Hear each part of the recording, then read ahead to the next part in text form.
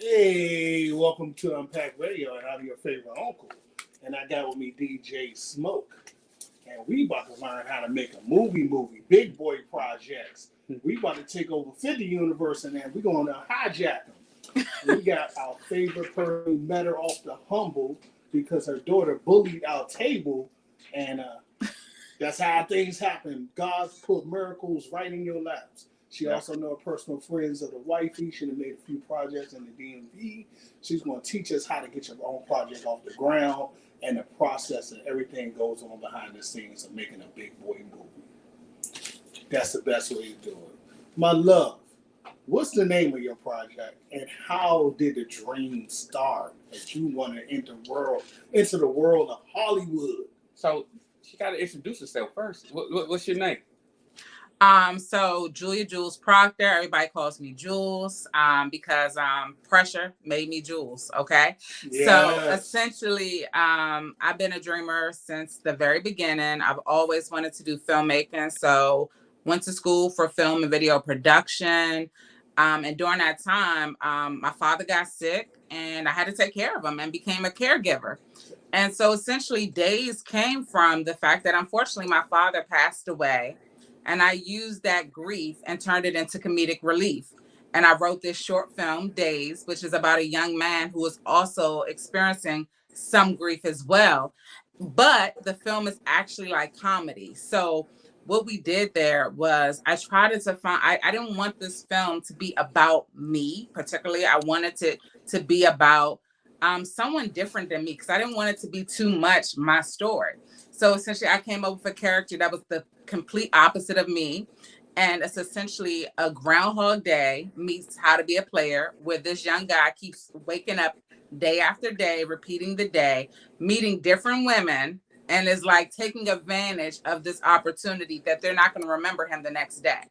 And so essentially in this days that he's caught in, he realizes like something is missing and that he's pretty much grieving his parents. The fact that he's suffering from like some form of abandonment issues and he could not get attached to any woman. And so you have to watch the film to see how that all comes together and how he gets caught out of the days or if he stays in the days. And so essentially when I started writing it, it was about 2 months after my father passed away and I was just literally in a daze. Wrote the film. It was very organic. It came naturally. When it was time for me to actually get funding for the project, those pieces just linked up. Like someone reached out to me and was like, look, I like what you're trying to do. How much is your project? And I was like, it's going to cost $25,000. And it was a friend of my husband. I was like, it's $25,000. And he was like, here's the check. And so we drew up the contracts.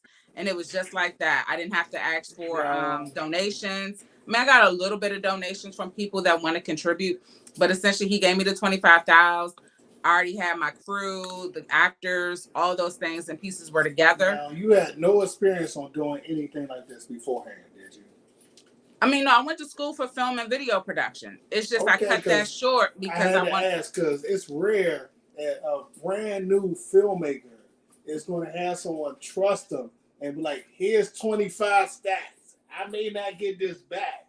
So let's go back and let's dip in your past. Because I don't want nobody to think you guys got 25 stacks. No. And this man didn't know about you. So what film institution did you graduate from? I went to the Art Institute of Washington for digital film and video production. Okay. And so that has just been my passion. And so since, like I told you, I stopped school to become a caregiver. And I just wrote scripts.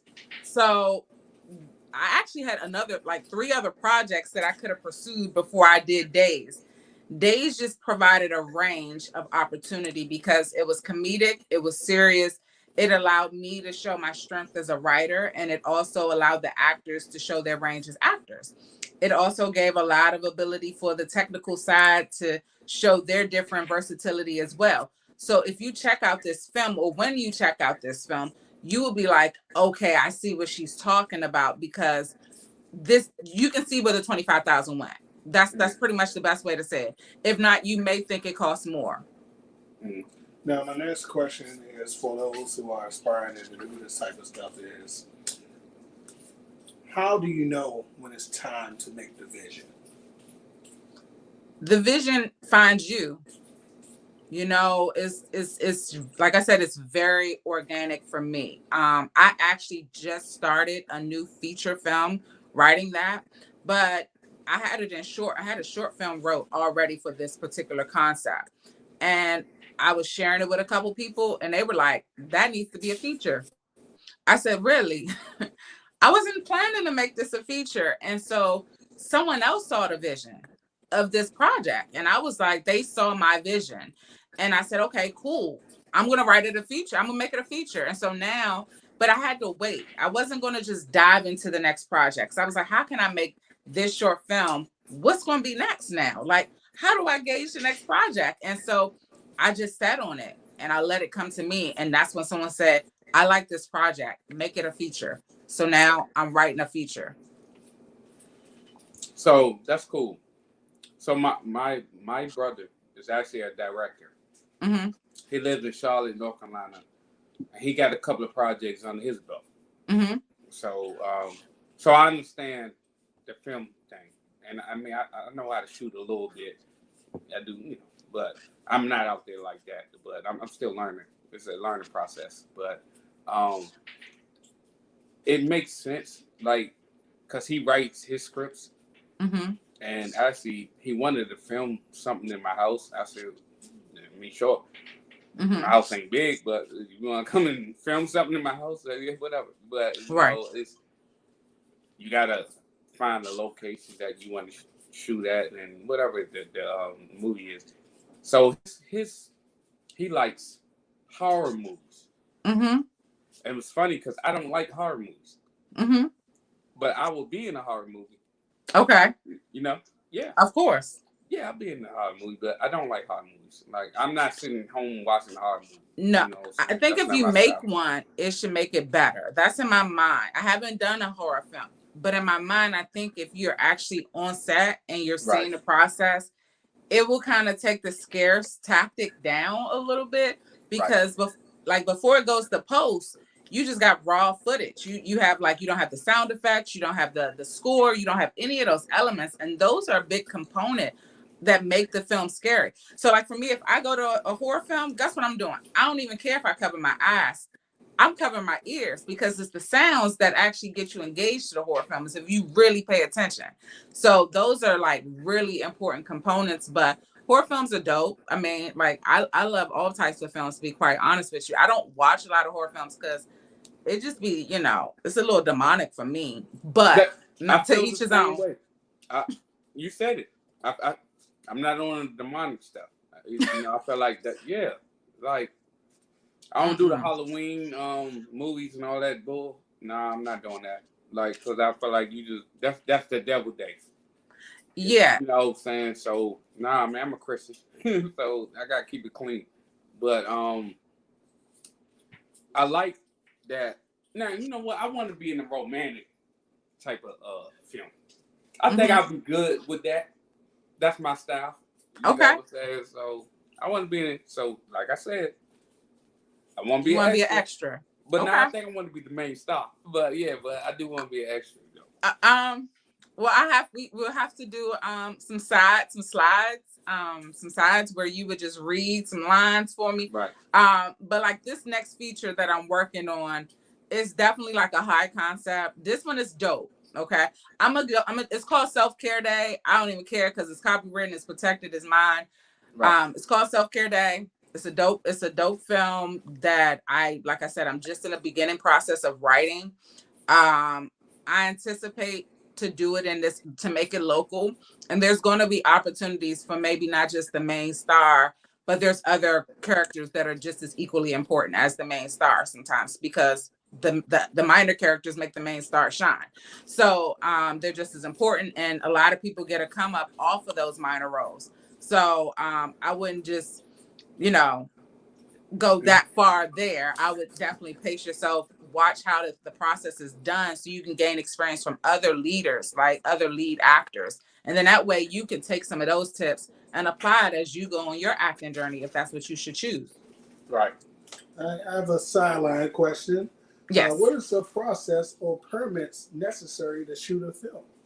So great question. So that is very important because that's going to save your butt later on. So when it came down to us, obviously we talked about locations. So I had to film. I filmed, my location was at Eden. What I wanted to do when I did this location was to have one, like, a place where I can use multiple areas in one location. Why? Because there's only one permit, one certificate that I need to get that will cover that whole location. And that saves me time for doing everything.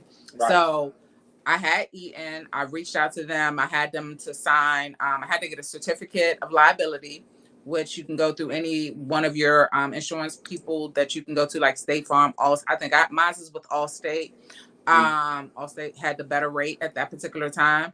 But you can go to whatever insurance company, get a certificate of liability. And from there, you would need to go, if you're using city locations or state locations, you would need to go to those film offices and actually get a permit. But when you're actually submitting that permit to film, you would actually need that certificate of liability because they want to make sure that if you have this permit, you need to have some type of coverage. You can't just go and say, I'm trying to go up in here and shoot. It's a lot of people that do that, but it's also a risk that you're taking because if you break your equipment, this company is not going to pay you, pay for you to get your equipment fixed. That way, if you have equipment, your equipment can get fixed. So you're covering this certificate of liability is covering just in case some stuff happens to your equipment, your team, your crew. And it's very important. And if you need any permit, you're going to need that in order to do that. Okay. I have another sideline question. Have you ever worked with a difficult actor? If so, how did you handle the situation? Oh, I feel like if I say no, okay. Oh, okay. I don't want to do that because I don't want to do that because I don't know where that's going to go. And it's some people that may not be that difficult anymore. I don't know. I did, however, I will say this person, I did have a difficult extra.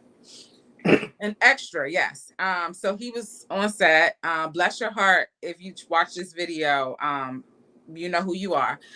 So he's on set. He wasn't even on camera, right? He was literally like this is the star here, and he's like this hand, like all the way back there. And he was like, oh, we were like, take your face mask off because we were filming like post-pandemic. And I'm like, take your face mask off. He was like, oh, I have a scar on my face. We're like, if you want to be in this shot, you're going to take your face mask off because you're not sitting next to no one. He was away from everyone. He was like, but my scar, I think I need makeup. Somebody was like, do you want to be on the camera or do you not want to be on camera? Because if you don't, you can get up and let somebody else sit right there. And he finally took the face mask off. And then he started criticizing the fact that I was drinking apple juice on my set. Like, he was like, who drinks apple juice? That's a childish drink. And I'm like, okay. My daughter, who you guys met, she was looking at him like, who is this dude? And get him away from my mother. And then he started over, I'm setting up a shot. My man started looking over my shoulder like, I don't know if you should do it that way. And so that's when the executive producer, and I don't know if you're going to ask me questions about him, but Marlon Christie, he came over. He was like, come here, let me talk to you for a second. Because at this point, he's costing us money by having those types of small distractions. Like 5 minutes of time is taken up away from us filming and using this location. That's costing us a lot of money. You get what I'm saying? So he was very challenging. Bless his heart. All right, now, personal question. We all know about the Alec Baldwin situation. So what are your game plans going forward to avoid something like that happening on one of your sets? Well, honestly and truthfully, I don't see me having any guns on set. Not no real guns. I'm not doing nothing like that. I don't think so. I don't think unless someone pays for me to go on a project like that. But to prepare for that, they have risk assessments. So what went wrong with Alec Baldwin's situation, that is just super rare. But there's a lot of documents that go into actually going on film sets, like especially like a budget like that. There are risk documents. There's so much paperwork that's aligned to that project that for something like that to happen is very rare. It's like that's that 1% chance of something happening like that. So for me, I mean, you have risk assessments. You have people that are like for us, we had a production manager that's like making sure everything is accounted for. And so that's what you have to do. It's just checks and balances. Right. Facts. Because we definitely don't want to get in those type of entanglements where someone loses your life or loses their life because you were responsible and not doing the proper checks and balances. Indeed. And it can be just that simple. Unfortunately, in this world. Mm-hmm. In this world, yes. And people be quick for a check. So, you know, I mean, it could be somebody trip up on set, you know, just get injured on set, you know. Those that's why you have that certificate of liability. The certificate of liability is to cover all of that. That's why it's like no one is going to let you film without that form. Period. My next question, DJ Smoke in his next career, how do you go about picking someone to be in your film? Because DJ Smoke throwing his cars out there. So how do you go about picking someone to be in your film? I'm throwing my cars out there. It just depends. Yeah, it just depends on if it's the fit. Like most casting directors, I mean, sometimes it's hard. But in a situation like for me, when we did our casting, and I've done numerous castings. So before, I also worked in advertising and marketing. So I was a creative coordinator. I worked for Comcast, and we produced a lot of commercials. And in that, we did a lot of casting calls. And in that, you're going to have people that send cell phone pictures. You're going to have people sending Polaroids, all types of crazy stuff. This is not professional stuff, but I would send them over some things on how to do a professional headshot, or which acting school to go to. As you mentioned, Terrence, he teaches at the acting school, McKinnon Acting School. So it's like really important for me to get people engaged with an actual trained professional that can get them in that position to be a shining star, because everyone needs help sometimes. Now you can reach out to me, like people can reach out to me and say, hey, can you take a look at this audition tape? Can you check out this? And I will wholeheartedly, but when you for the role and when you're not for the role. And unfortunately, some people get so vested into certain roles that they get really disappointed when they audition for something and they're like, I got it. I am him. She is me. Da da da da da. And then it's like, no, you didn't get the part. And then it's like, oh my gosh. And I mean, I had a situation like when I did this film where the actress thought that this character was going to have to show some skin and be nude, like it was a nude scene. And I was like, ma'am, I'm keeping it clean. We're keeping it clean. It's a short film. We don't have time to be doing all of that. And I was like, but this is what you're going to show. You're going to show from here. It's like, you're going to have a sheet on you up to like right here on you. And Slim was like, well, what do you want me to? And it was becoming too much. She was like, well, can I do this? Can I do that? And I had to finally say, like, this may not be the part for you. And this just may not be it for you. And so you just kind of know as an actor, as a casting agent, like what works, what does not work. And but you got to get into your character. You got to own it. You have to be able to, like, on site, snap into a character and do it. That makes sense. And are you able to do that? We are not sponsored by any of these individuals. Do your own research, but I will give them a shout out because, to my knowledge, I know within the last week they have booked 3 to 4 people, so they definitely about their business. You can find their IG at the McKinnon Acting Studio on IG, and it's all put together. And I just now copied their link, and it will be in the comments if you want to go to the link. So therefore, do your own research. But this is a good way to start if you want to jump out there in the world of acting. And they have booked, and within the last week, 3 to 4 people, including our good friend Terrence. Indeed. That's the best place. That's the best place to start. But essentially, like, you have people like myself. I mean, if you're online and you follow filmmakers, by all means, shoot your shot. Say, hey, I'm trying to get into this. Like, do you have any suggestions, advice? If you have any extra parts, just gotta, like, network. Like, your network is your net worth.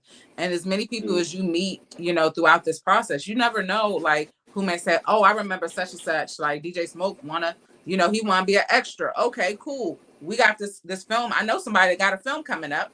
Would you want to be in it? I'll send you over the information. And that's normally what I do. A lot, like one time when I was posting stuff for a Comcast spot, I had no idea that this girl was going to audition. She auditioned. She got the part. Now she's like on CSI doing like a lot of crazy, like it's dope. And I'm just like, wow, like she was in my commercial. Now she's like on CSI, on I think Law and Order, all these different stuff.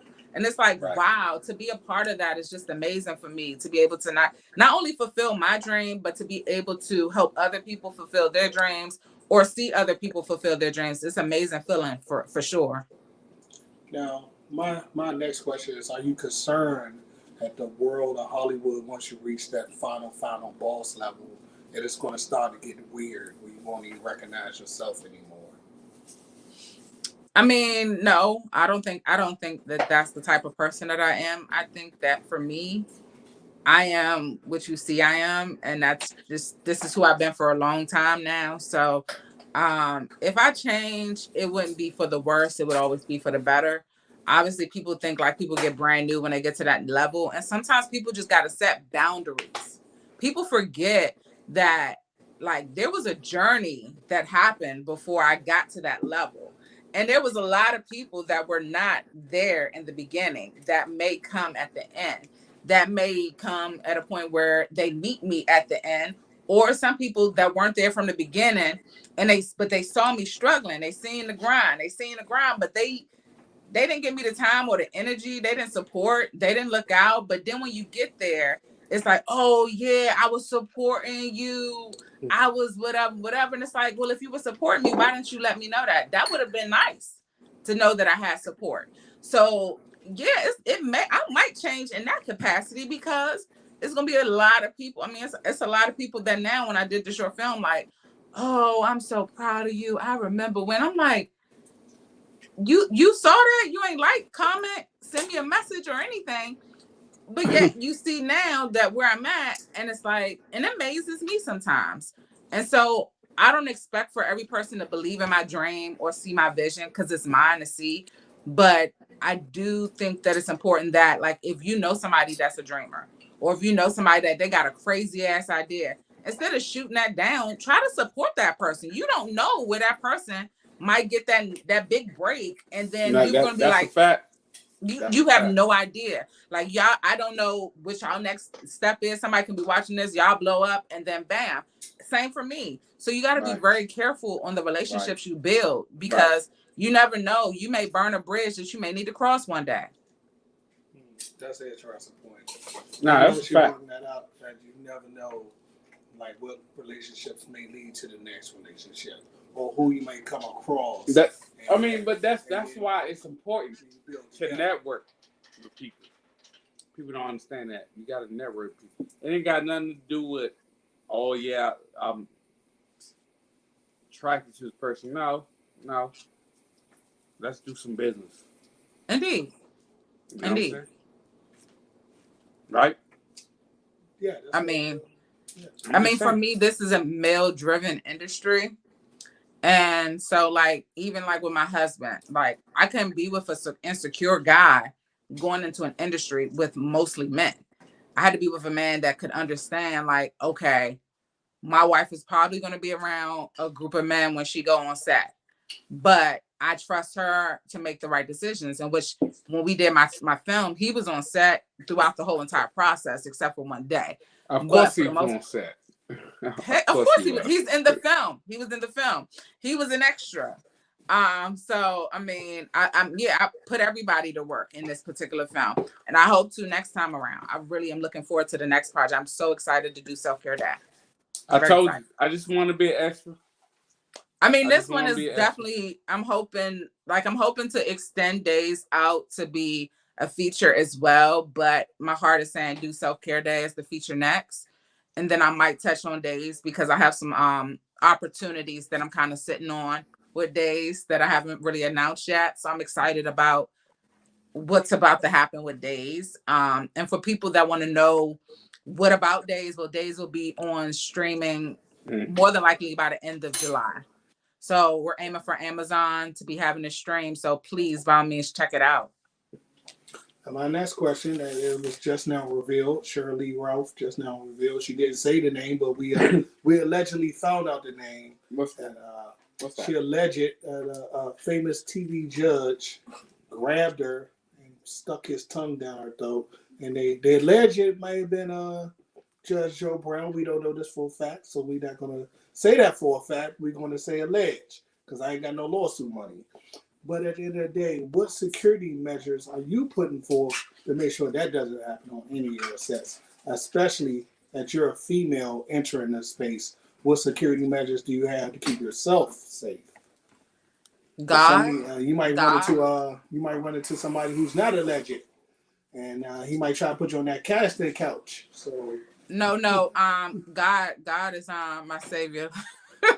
God is my savior too, but I still believe in I think that people gonna try their hand. They try their hand. I'm not gonna say a woman sets themselves up for this, or a man. It can be any man or whatever. I don't necessarily want to go into the situation like that. I don't want to be scared to go and do what I love to do. The best thing for me to say is, the question you should have asked is, have I been in a situation like that? And the answer would have been, actually, I've been in a compromise. Yes, I have been in a compromising situation like that. And I went out with a guy, an older gentleman, and we were supposed to be talking about a project that I was working on. And like, he was walking me to the car. And I mean, he was like much older than me, like at least 20 years. Like, I could have been his child. And he like went to kiss me, and I was like, "Whoa, Slim! Like, what you doing? Like, nah, we not doing that." And I like literally like fell back, because I was like, "You're not touching me. You're not kissing me. You're not doing any of that." And you weren't. He wasn't about to elevate my career. This man is not like Tyler Perry out here. He's not Jay-Z. He's not to say that any of that matters. But it wasn't like he was not to say that I would have went for it if he was. But I'm just saying. But at the time, I was like much younger. I was only like 23 years old, and it just threw me off. And I told my father, and my dad was like, "Where does this dude live?" And he was like, "You supposed to be going out there for this." And I was like, "Dad," and honestly, I was traumatized by that. I seen a guy not too long ago, and it's just kind of funny, because he kind of looked at me, and I was just like, "Don't you even come my way to say hi, bye, I'm proud of you," or any of that.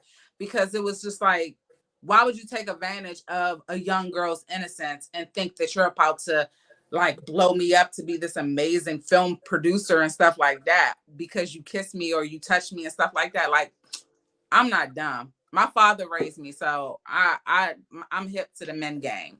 So they can try it if they want, but I'm hip. Now, what advice? Because you just admitted this weird shit happens.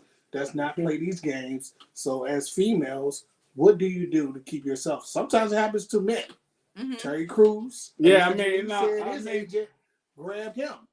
So it happens. This weird shit happens in the world of Hollywood. I'm not letting no man do that. So what can you do to be safe? I don't understand that. I mean, honestly, the thing is, don't feel like yes, you are a victim, but don't feel like you did anything to deserve it. People are just going to do stuff like men. At this rate, we're in a situation where everyone is sexually fluent. So, a woman could be making a pass at a woman at this rate, or a man could be making a pass at a man.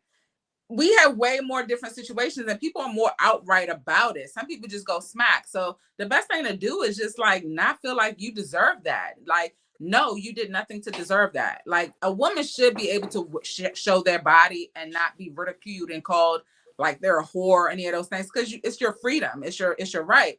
However, it's crazy to me because, like, for me, I was always the chick that was always covered up. I knew it was a way to be sexy, but cover my body, right? And so when we would go out, men will grab my arm because they're like, "Oh," and I'm like, "I'm carrying myself respectable. Why would you think that it's okay to come at me like that?" But people just look at it as a challenge. And so for me, it was just a matter of like, I don't deserve this. I'm better than this. And if I ever found myself in that situation, I would say that dude is a freaking creep. And I would just kind of probably press some type of charges if it was like, if I felt that bad, or if I felt like it was such a violation. However, if I didn't feel like it was a violation, in the sense where I need to call the police, then I'll talk to my husband about it and I'll let him deal with that. And that was my next question. How do you balance your marriage with the world of Hollywood, where they want you to hide your spouse, or they want you to keep your spouse's secret? Mm-hmm. So how do you balance that in the world of Hollywood? It's every day is different. Like, so my husband is very active. He does softball. So he's like always doing stuff with softball. So most times when he's doing that, I'm doing what I need to do. And sometimes they meet up in the middle where I can go with him to some of his softball stuff, and he can come with me to do some of the stuff that I like, the events that I attend. And it works for us. You know, like we both came into this marriage and we were in the relationship for years, knowing like we both had our own lives. I'm trying to ask. Huh? No, I'm listening. But like essentially, like, I mean, we already knew what we were getting ourselves into. And I mean, I'm happy that we have the balance that we do. So like for right now, this is my work time. I came home from work and then I go back into like my work mode for like my passion, cook dinner, get things done, may watch a couple shows, may come and do a little bit more writing. And then I'm done for the day. The weekend is writing. So like Friday nights, if we're not out or date nighting it, I'm writing. Right. And it works for us. It works for us. That makes sense. My next question is, you know, I'm a husband and I have a spouse who try her best to support me. So how do you balance the hustle mindset? Because you got to be out there. You got to be shaking hands. You got to be pretty much, you got to be a politician. Right. And you cannot always dedicate your time to them. So how do you really, I guess, reassure your person, the people you love, hey, I love you, but I got to focus on other things outside of you? I mean, they get it, surprisingly. I just got, like, my daughter, she gets it. She loves this stuff. You know, my husband, he gets it because, like, honestly and truthfully, I do a lot. Like, I help his friends. Like, they got different projects that they have going on. So sometimes we may be on something that we're working together on a particular project. So it just works for us. I mean, like, even for me, there's times where I might go to a screening or something like that, or a film festival, and he's going to stay at home and probably watch sports or something like that. But he wants me to get this money. You know, it's like, I'm trying to create something for us. I'm trying to pursue, like, he's a little older than me. So that's another thing. And it makes a big difference because he's seen my hustle. He's seen me when I wasn't making no money to like where I'm at now. And so because of that, if I say, hey, I got to go to this, like last week, I went to a little mixer, a film and TV mixer last week. It was very last minute. I was like, babe, I got to go to this. It's going to be some people there that I ain't seen. I need to meet. I want to meet. And he was like, go do you. Like, I'll see you when you get in. I'll get dinner. And that's what works for us.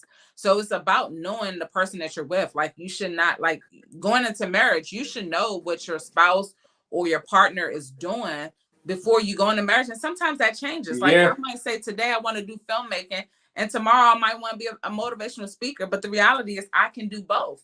It just means finding the balance to do the both.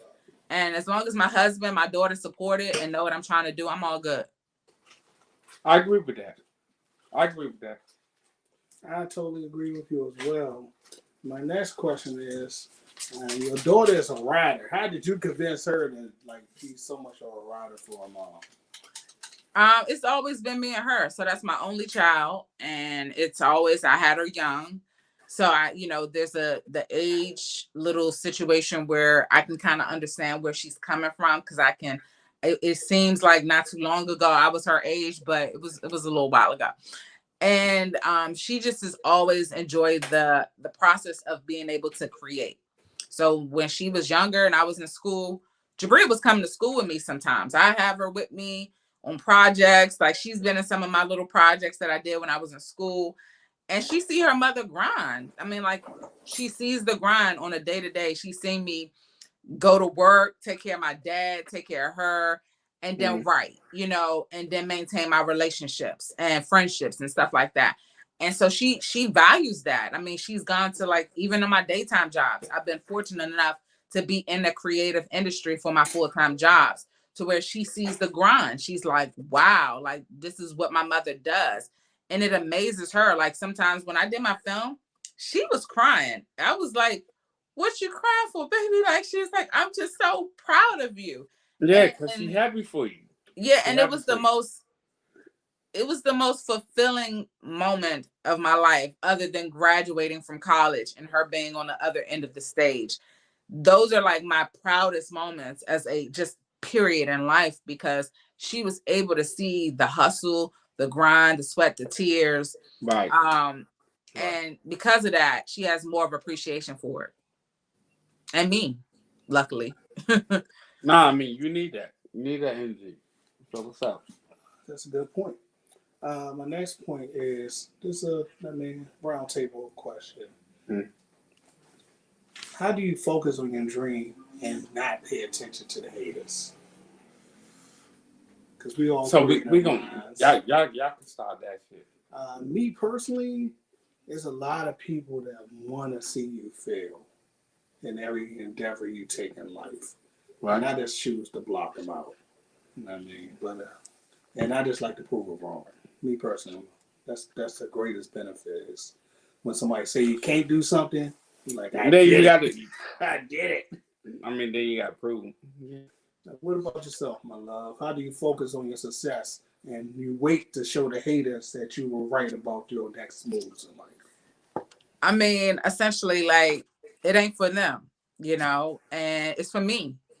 And if I did this for the haters, then I probably wouldn't get real far in life. I do this because it's what I love to do. If I woke up and thought about my haters, I would be still in bed. You know what I'm saying? My thing is this: if it ain't helping me, if it ain't making money, it don't make sense. So if my haters ain't making me money, then it don't make sense for me to care about what they think. The people that genuinely want to support you, the people that genuinely like what you do, they gonna come. I don't want that. It's one thing to have a hater, but it's another thing to have a fake person in your circle. And that I can't do. And so essentially, like, you can hate, but I'd rather you hate than be fake. So then that way, keep your fake ass hating self over there, and the real people come on over here, because I don't have time for that. And so I don't give them energy. That's the thing. You are what you put your energy into. If I gave my energy to haters, well, damn, I could be putting my energy into a script. I don't have time for that. And so what I do is I have come up with a couple concepts based off of some hateration that I've experienced. So what I do is I have translated it into another positive form, which is I'm making that shit make sense. I'm making it make sense. So essentially, if you're going to hate, I'm going to make it make sense, and I'm going to write a script. And there we go. So essentially, that's the best form of getting through it and getting over it. It's just to, like, turn them lemons into lemonade. Like, all right, you going to hate? I'm going to come over here and do this. But I'm not doing it for them. I'm not doing it to say, oh, look at me. I did it. Like, you thought I wasn't going to make it. Like, nah. I know what I'm about to do. I don't need to prove shit to you. I know who I am. I mean, you know, when you know your grind and you know everything you've gone through, I don't need to tell people everything I've gone through to get to where I'm at. Like, you gonna hate regardless. So I'm gonna let them hate. And if they want to come around later on and congratulate them, perfect. But if not, I don't really care. I'm sorry, being that person. What would you say to the young person that want to make films coming behind you?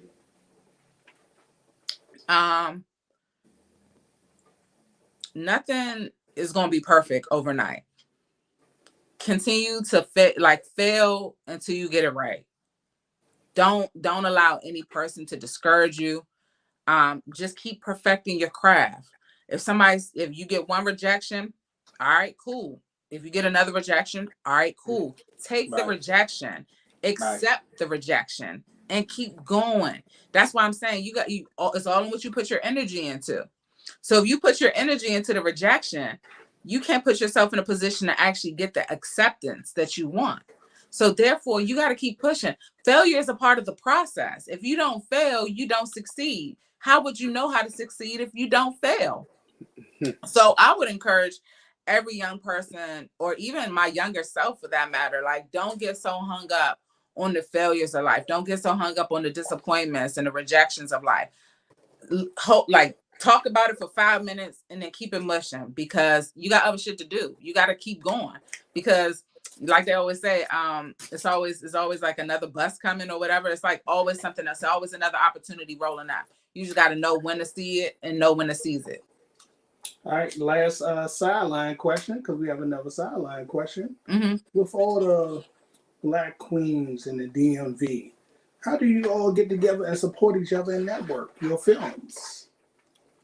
Actually, there's quite a few groups on Meetup. Like, wow, I had an event last week where there's more stuff coming.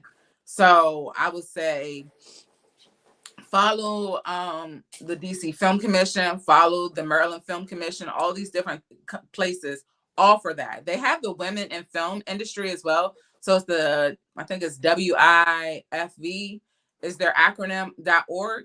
That's where that's like an open-ended place where people can go, like women of all races can go in there, dive in. I don't think there's one for Black women specifically for this area, but the women in film is like definitely something where you need to start at. I actually just met the director not too long ago at the film festival. It's just like a lot of open opportunities that are coming in the DMV. So by all means, like, this is the time for any new filmmaker, producers, directors. This is the time. This is where now they understand the need to produce in this area. So DC has a lot of film incentives. Maryland, they're picking up the speed and getting a lot of film incentives. So Maryland just did a grant, and I hate to like segue, but Maryland, this is good information though, and I might not say it. So Maryland has a film grant that any person can apply to if you have like all your business paperwork, like you're in good standing, you have your EIN number, you have all those documents together, and you have a film. And I think the open enrollment, I think it starts back up in spring where they'll start accepting applications. But pretty much you can submit to this grant and get, I think, up to $25,000 for a project, I believe. And so essentially, like, they have money for film in this area. Right. So that's why, like, people are coming to the DMV. It's a lot of people that I've met that are from California, saying, bump it, I'm setting up shop in DC. Why would someone from California come to DC and say, I want to make DC the film market if it wasn't something here? Mm-hmm. Good point. Well, before we wrap this up, shout out to my man, Doc Gordon. Next week, we're going to be pulling up on his lovely location and check out his cigar lounge. So we're going to be taking our lovely act on the road. But in closing, my love, what would you like to say to the next person that really, really grinding, but they're without hope, and they're about to just say, F it, I quit? What would you say to keep them going? Pay attention to the signs. Life always going to send you a sign as the next move you need to make. They're going to be subtle. They're going to be, you might miss it, but pay attention to the signs. The moment that you feel like, I can't do this. And that's what happens to me. I mean, you want to know how many times I've told myself like this, I can't do this. Just, and the moment that I say it, something comes to me and it's like, yeah, we just saw your da-da-da-da-da. We want to talk to you about this. And it's like, okay, all right, cool. And it's like, and it just comes to you. So anything that you really want in life, anything that you really are supposed to be doing, it's going to come to you. Life is going to show you the signs. It's going to open up the doors. It's going to bring the right people in your life. You're going to attract those things in your life. So just be aware, be self-aware, be aware of all the people around you. Always go into a place with a smile. You never know who you're going to meet. Stop being so mean to people when you're out in these streets, cutting people off. You never know. You might cut off a CEO that might be the next person to sign your next check. Be mindful of those things because you never know where your next help may come from. So that's the best thing I can say to a person. That's how we're going to close it. Once again, shout out to my man, Doc Gordon. Yeah. Next week, we taking this act on the road, and we're going to be sampling some cigars and fine burgundies. So we're going to see what's what at Doc Gordon's spot. But thank you for tuning in to Unpack Radio. Salute. Thank you. Bye. Have a good one. You have a good one too. Bye. Yeah, might get out here. I'm kind of